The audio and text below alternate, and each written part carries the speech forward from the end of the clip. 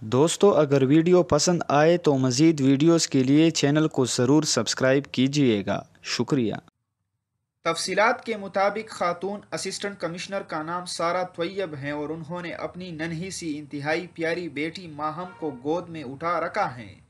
ان کی تصاویر social media پر توجہ کا مرکز اس وقت بنی جب وہ اپنے فرائض کی ادائیگی کے لیے اپنی بیٹی کو گود میں اٹھائے ضلع میں تجاوزات کے خلاف آپریشن کرتے ہوئے نظر آئی۔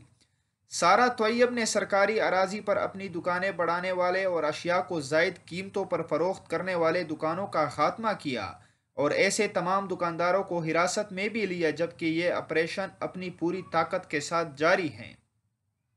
انہوں نے تجاوزات کے خلاف بھرپور مہم دلازاک روڈ فقیرآباد ہشنگاری پر روزانہ کی بنیاد پر کارروائیاں کی اور علاقے کو صاف کر کے رکھ دیا۔